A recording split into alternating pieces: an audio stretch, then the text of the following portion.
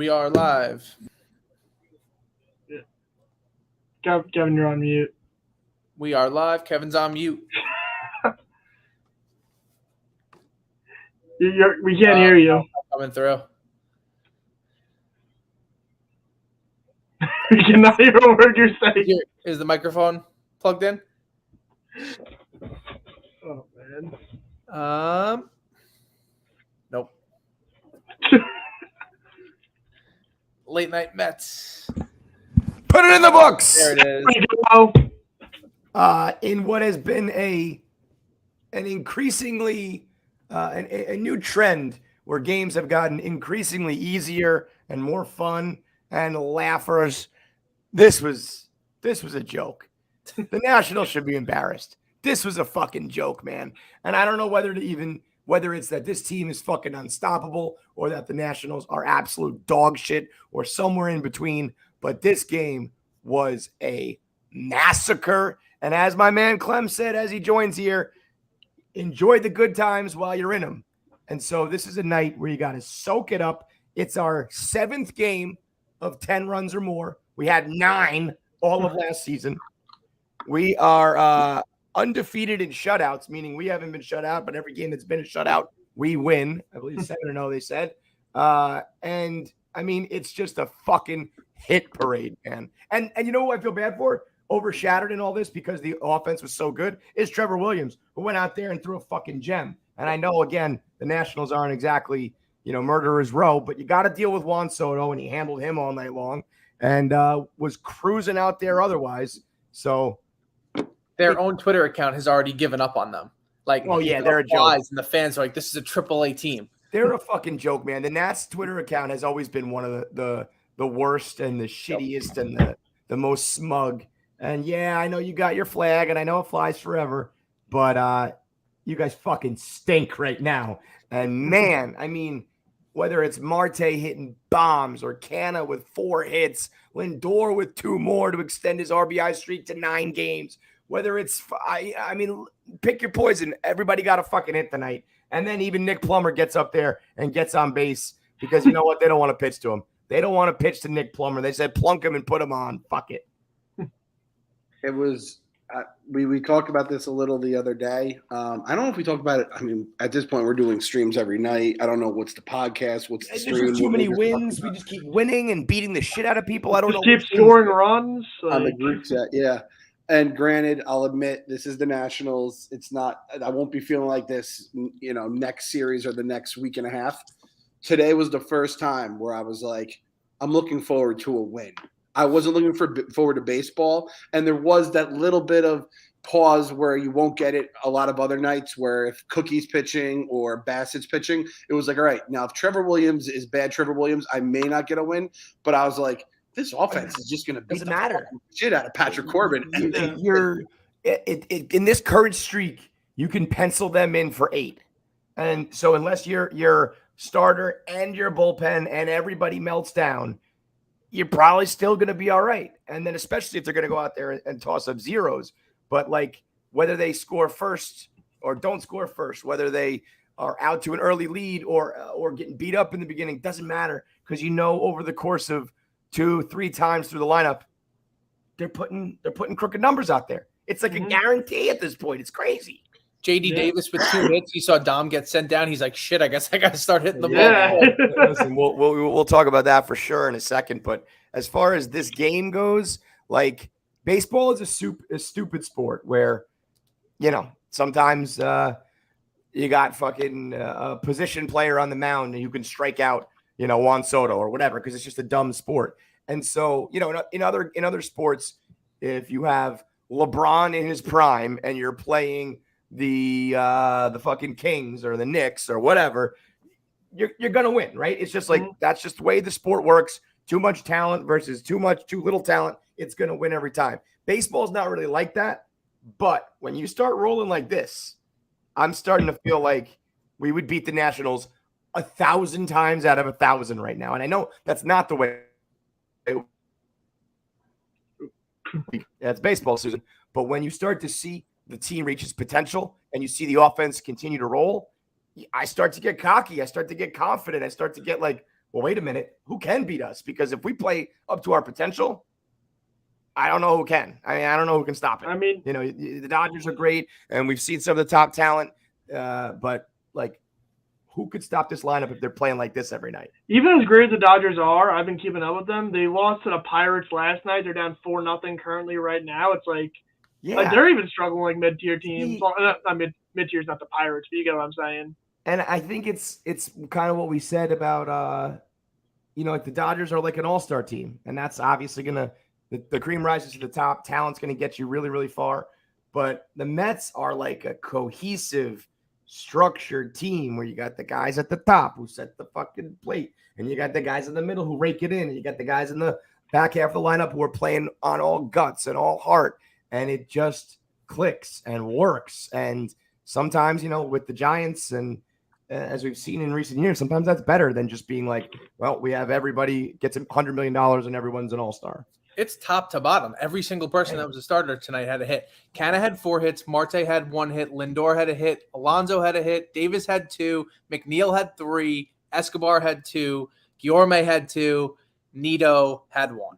Magic 1. I mean, Nito's in the mix. Come on. Nito's in the mix. It's insane. And it's also like they were talking about just like the shifts. And now even the teams with the analytics are like, well, fuck it. Let's just throw them out there in the positions they're supposed to be in, because McNeil's hitting over 400 when they shift and over 1,000 OPS. Who is shifting against Jeff McNeil?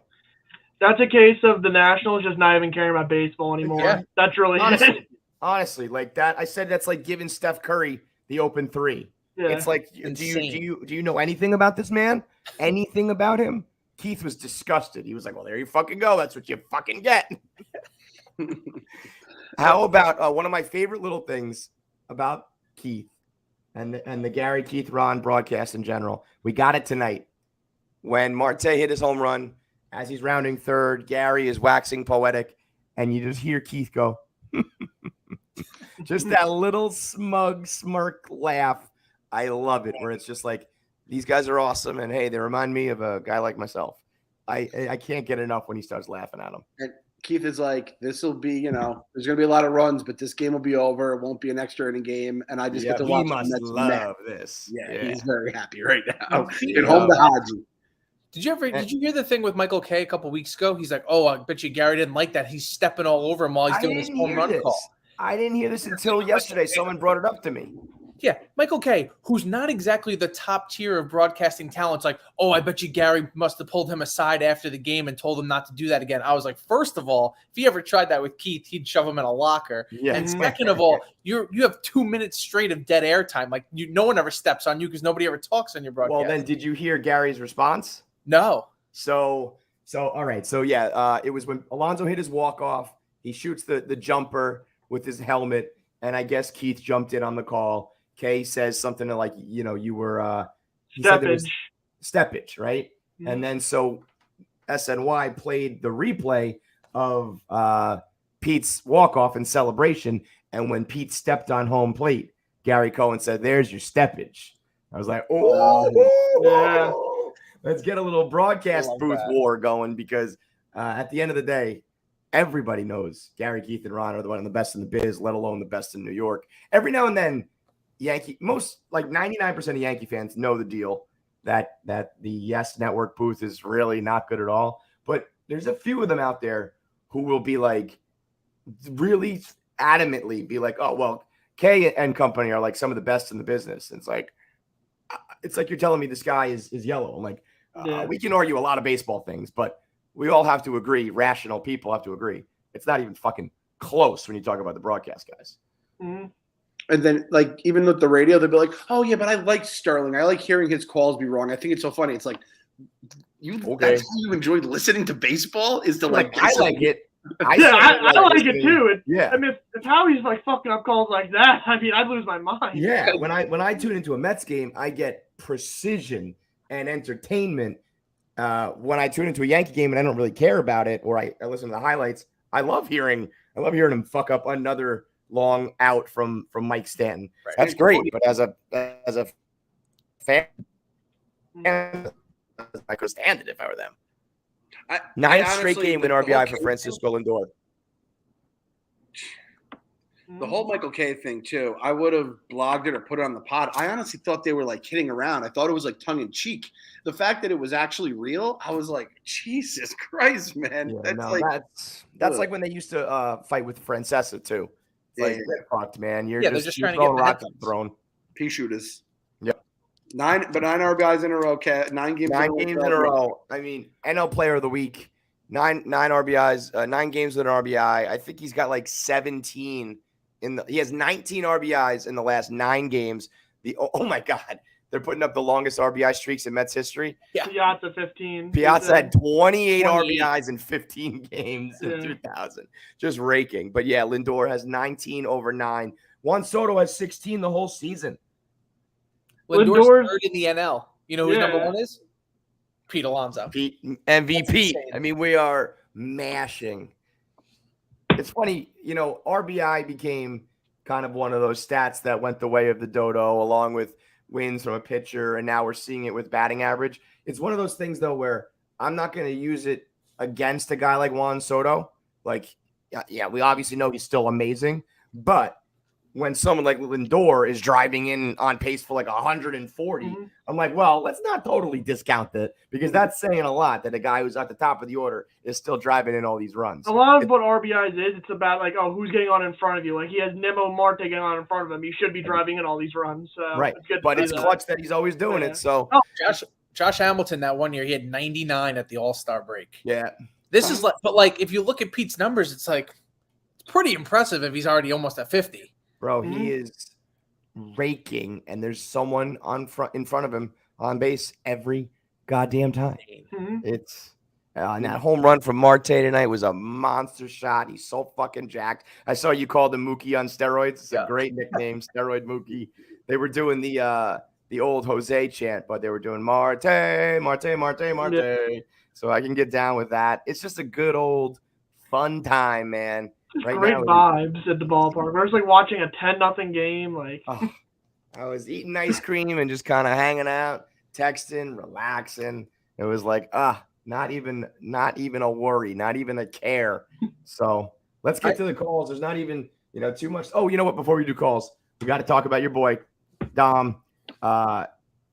Sent down in a shocking move. We heard, or at least got a random DM saying he was fighting with coaches. Do we know that's? I think maybe I can't confirm any of that. All I know is like maybe he just wasn't. He didn't agree with the decision to send down AAA, which you'd imagine anybody in that spot probably wouldn't take. I thought it was that he was fighting. No, and that's why he got sent down. Okay. No, I'm pretty sure like he didn't agree with the decision, but yeah. If you're in his shoes too, you wouldn't agree with the decision either. No, of course. I almost hope that he has some fight in him, but also they showed it with Cano. It's all about your play, and when there's going to be a log jam for positions. Well, second Plummer comes up too, and then he's like, they were already working Canna at first base, and he came in tonight as a defensive replacement. Like the writing was on the wall. They were like, "We're giving you chances, you have to hit," and he's still not. So, dude, I think it was the top reply to the actual Mets account.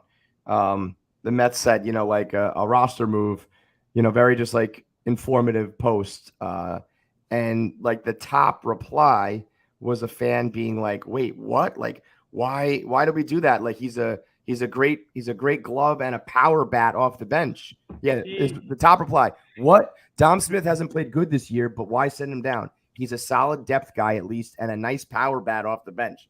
I mean, if that was reality, yeah, you're right. But nice power bat, as we all know, hasn't hit a home run since when, Clem?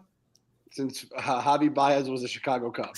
Yeah, that's not a power bat. And you know what? I mean, of course, tonight Pete goes out there and bungles 2 plays, and it's like, well, maybe it would be nice to have that first base glove, but you can't carry around a glove like that, a dead bat like that, just for the chance to one day get his glove in the game every night. Oh yeah, and look, he gets to play in AAA, maybe regain some sort of confidence and try to get back into a rhythm. Because him being on a major league roster doesn't even make sense at this point. No, he's just sitting there, and then when he does play, he's discouraged. So it's if he was not a homegrown player, we wouldn't even be talking about this. There's people like calling out like, oh, they should have did that trade with like Hosmer and Paddock. Like that does not mean a damn thing, because one, Hosmer was never going to come to the Mets that trade. We're going to flip him.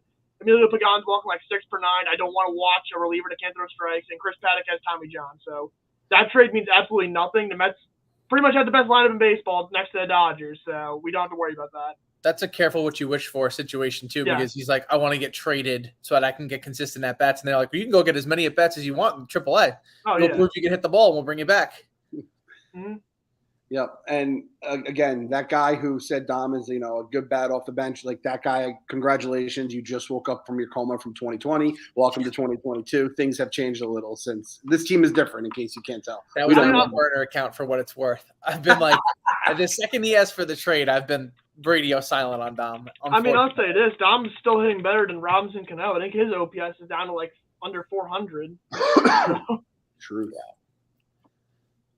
What else happened? We got I have full confidence in Guillorme playing first base if we ever needed that, if that situation presented itself. Kevin's back. Run back in. You see it? You guys able to manage that? I don't have the calls today. I'm upstairs. I have a brand new computer, so I was saying to you got it, Phil? Tabs has to do it. I can't do it. Tabs has to do it. I can. There. That's a caller. What's going on, baby? Oh yeah, I don't get your name. What's your name, my friend? It's Colin. What's up, Colin? What do you got for us, babe? So, Kevin, I know you said this like way back. You said like it was on opening day at City. Mm-hmm. You're like, if Cano could just be like solid, like I don't know. That's how I just feel about like Plummer now. Like it's just like I don't know. How quickly we can fall in love, man. It's like just he's not going to hit a home run every game, but well, you know what? We don't know that yet. We didn't even get the chance to swing the bat tonight, so maybe we can keep the home run streak alive. Here's what we said though. So in our group chat, we started talking about him. He was a former first-round pick. He was a top 10 prospect in the Cardinals system that we were able to like snake him away, and if everything else about the Mets has been different this year, from our actual tangible real life play to also our mojo and our luck, well, maybe it's our turn, our chance, and our turn to finally have a guy who just comes the fuck out of nowhere and gives you a Shane Spencer type of run like the Yankees in the 90s and the 2000s, where it's like everyone they bring up is they hit 10 home runs in their first 30 at-bats, because I don't know why, because it just happens. And it has never happened to the Mets. As a matter of fact, everyone we bring up always sucks. Conforto coming up in 2015 was the only time I remember like a guy coming in mid-year and really having an impact. And so maybe Nick Plummer is going to be our lucky fucking, rabbit's foot, where it was like this time it just works out for us. And this kid who we never had any intentions is this bat off the bench who can, pinch hit home runs and give these guys a rest and still hit, because this team's different. So maybe finally that's our guy. And if he's like even just solid, like that just helps. Like if you just think down the line, like if he could be consistent at left field, we can move Canna to first base sometimes, give Pete some days off in the field. So just yeah, that is the thing, is even if he is good, getting him at bats and playing time. But there is enough, and as we know, as we've seen, someone's going to be injured at all fucking times. So it's a good, younger bat to have that, he's hungry and he wants to play and play for his spot. The fans get behind him with the Super Mario shit. Who knows? That's the craziest thing. We lose Janko, who gives us speed, base running, and defense, and then we just get this like muscle-bound dude that you throw in left field, and now he's crushing the baseball. And it's like, great. People are calling him a Conforto clone, like just swinging everything. That swing, yeah. And did you see, speaking of clones, the dude with the baby who caught Marte's home run today looked exactly like Nick Plummer. It was wild. I was like, is he out there in the center field with his baby right now? What the fuck is going on? There was so many I hate Yankees Twitter so much. No, literally the whole story when I saw it was like, Yankees fan would never do that. Like, respect the baby. Oh, suck a dick. I'm not even worried about Yankees fans right now. Fuck off, man. Kick rocks. I was glad to see Noah not have a good night tonight. Yeah, that's a real start over there in the Bronx tonight. Noah went 2 innings with 6 runs or whatever. Didn't get a strikeout. Yeah, he's no Trevor Williams.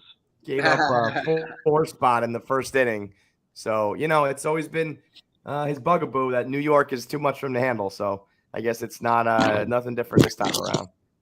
Yeah. All right. It just Appreciate feels the like- call, dude. Who else we got? Can we work them in? I wanted to ask you guys that, like, going into the night, were you hoping? Would you have rather seen Noah go 8 innings, 2 earned, or? Oh no, I wanted him to get shelled tonight. I didn't care if it was the Yankees or not. This was the first time in a while. Any other time you give me any sort of, do you want A or B? If one of them is the Yankees losing, I'm always picking that.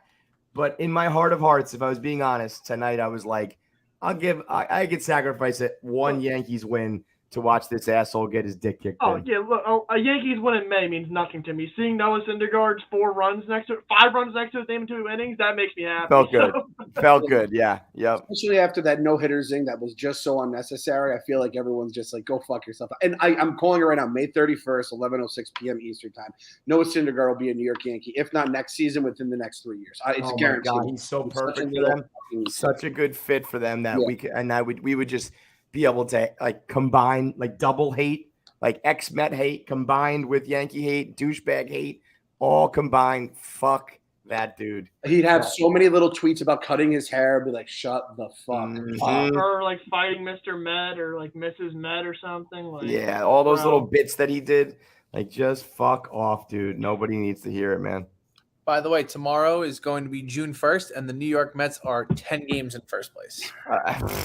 Same old Mets. Same old Mets, man. You know what's so funny about baseball though is like, if you have one bad week that gets cut to like 6 games and everything's different. You know what I mean? It's as awesome as it feels. It's like having a 5-run lead in a game. It's like it's still not enough. We need more. Yep. So it helps that we're playing West Coast games and not in division too. So it's like if there is a June swoon, is whatever not you going to wanna be. call Yeah. it.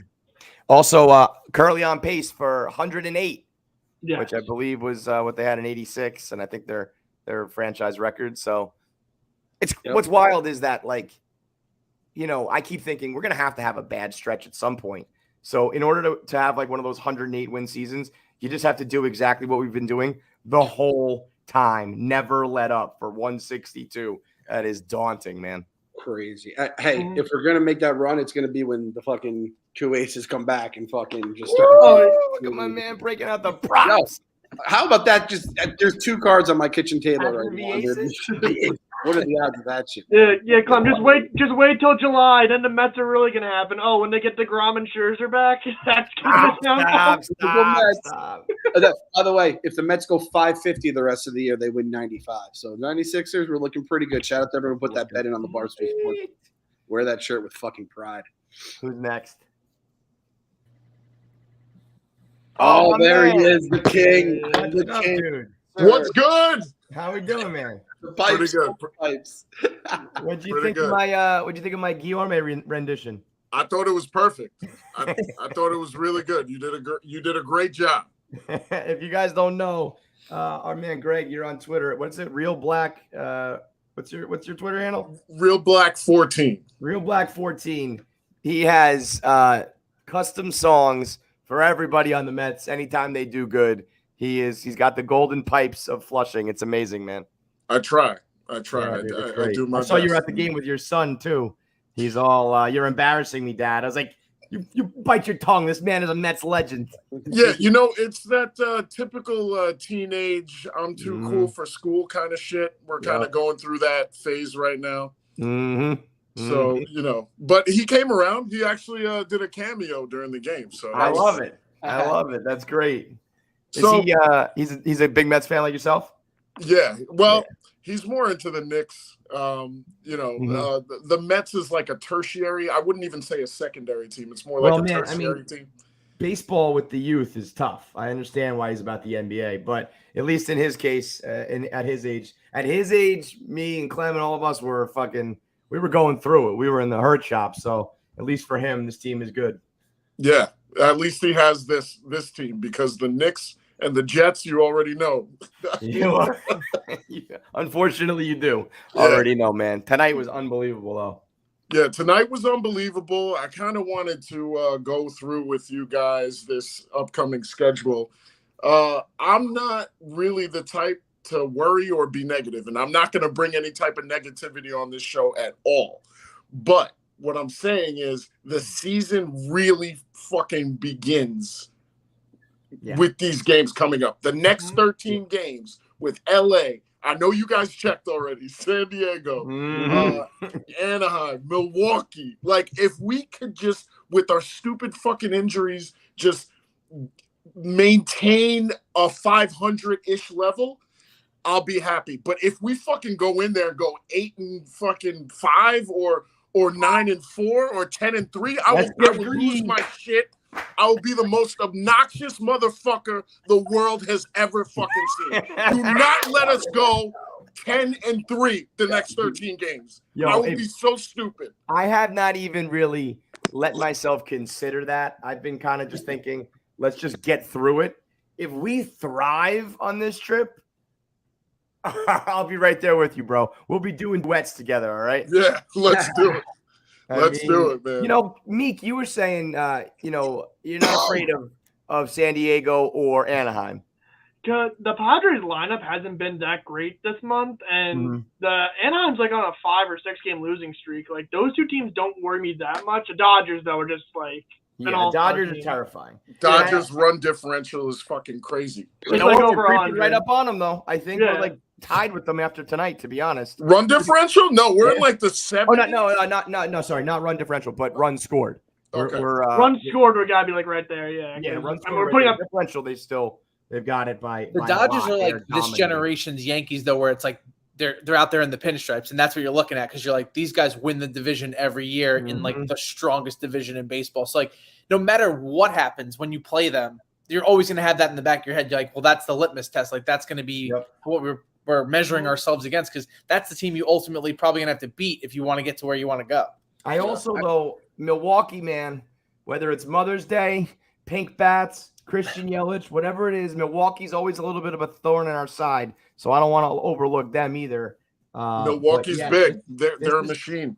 This is going to be it, dude. This will be the stretch. And if we do thrive or we do keep our head above water, when we get to the finish line of that stretch and we can be like, we did it, as long as we don't totally implode, give up this lead, and, it is same old Mets. As long as we get through it, it's going to be so relaxing to be on the other side of it. Right. And then we got like Miami for 4 games where we could like take our dicks out again. The day we gotta look for July 1st versus the Texas Rangers. That'll feel like a great day. We will whip our dicks out, throw it on the table on July 1st, and just enjoy a Texas Rangers beatdown. That would be perfect. I love it, man. All right, great stuff. Don't be a stranger. Call in whenever you want. All right, man. You got it, my brother. See you guys. Have a good one, dude. Have a good one. All right. We got to get like a live rendition on one of these where he just breaks out the pipes and just starts singing, gives everyone a free sample. Like, we can get out something versus him versus Frank in a fucking sing.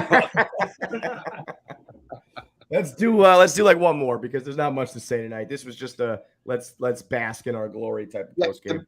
By the way, if we play the Nationals like 2 more times, I think we'll catch the Dodgers run differential at this rate. For real, man. I mean, they're getting a spot starter up tomorrow. It's like from Double A. Are they? Oh, let's fucking. I want to just step on the throat. Please let it be a quick one. Make up for all those 22 to like 4 games they've given us over the years. Just one 20-run game. Yep. Fuck yeah. Oh. Hey, my guy. What's up, TC? What's up, boys? How we doing? I had a lot to say, but everything got covered. Let it rip. We can like that's the whole point. The bask in all the glory, man. What's the highlight for tonight? We're living in the glory days. Yep. We got to be aware of that. And I'm really not. I'm getting less and less concerned about this daunting West Coast trip. Anaheim, dog shit over the past week. I want to face Syndergaard this weekend or next weekend, whatever it is. Yeah. Can't wait for that. And yeah, the Dodgers are always gonna be the Dodgers. Like, you got to hope that we have 4 against them, right? You got to hope we split. Yep. That's pretty much it right there. And you know what was huge tonight? Drew Smith, all Gucci. I was a little in that pinky, not a problem that he went right back out there. I was thinking to myself, what are we gonna do? We got another bullpen down. We're gonna have to go through this gauntlet without one of our Blue Mountain boys. He went right back out there. No problems at all. Diaz will be rested for this, once hopefully we don't even need him tomorrow. And hopefully he's good to go. You got Drew ready to go. Adonis is back up because Pete's down. Joe DeMayo texted me and, he said on the last episode, I said, don't we have a couple of hard throwing relievers in the minors? And we just promoted 2 guys who throw 102 up to AAA. So the reinforcements are there and hopefully maybe coming. And so as long as the bullpen is jacked and ready for this West Coast trip, all we need is the offense and the starting pitching to just keep doing what they're doing. Just keep it up. We have Ted Williams on our team wearing number 13. Well, I ask you this. Who do you mean? Which one? Because I've called 3 different guys on the team Ted Williams this week. Yorme, Lindor, and Nick Plummer. I don't even know who you're talking about. You leave that Marcana against Marcana. I was talking about McNeil. There you go. Pick your fucking poison, man. They are all Teddy ball game right now. So. And I will take 5 innings out of Trevor Williams. Yes. Bro, 5 innings is a complete game in modern baseball right now. So I was going to say that was so interesting. It feels like the guys who aren't like the power pitchers, they have to just be telling them to pitch to contact because he only had 1 strikeout tonight. Ty Walker only had 1 strikeout. Peterson got touched up, but he only had 1 strikeout. I'm like, as long as you're eating up the innings, I don't really care. And our offense is going to carry it. It's a team like the Nationals where you basically got to worry about Soto and that's it. So, challenge them to beat you and stay economical. Juan Soto's been pissing me off. Just stay in the box. Stop moving around. Stop with the shuffle. The shuffle is something when he's on our team, I'm going to love the shuffle. But right now, it's like, I'm going to go on the record and say I'm going to hate it. I'm going to hate it if he's on our team. Oh, brother, if he's on our team, you're going to love every fucking thing about him. True. We had like 5 faces at the ump yesterday on that 1 pitch. And it was just like, oh my God. I know. It's a lot for sure. But and not even that we even need to address Lindorks anymore because it's so dead and in the dirt. But Soto's batting .230 with 16 RBIs. It's like, and nobody's calling for his head, saying I know he hasn't gotten his big money yet either. But it just goes to show how stupid some of these the haters can be, even if it was that way, and it's not anymore because now he's batting like .265 with fucking 19 RBIs in the last 9 games. It's because the New York Mets are good and Francisco Lindor is good. Yep. That's it, baby. And you gotta believe. That's all there is to it. You gotta believe. So we'll see what tomorrow brings. If we get the sweep, I officially talked to the people, the merch people. We will get the sweep sale going at the Barstool store. We have so much Mets merch right now, from like stupid shirts that we made on a whim to some of like the classics that you gotta have. Tons of good Mets 2022 merch. So we'll get that when we complete this sweep tomorrow and gear up for the West Coast. And then we'll all go through it together. Everyone hold hands and jump off the bridge together because gotta believe. Gotta believe.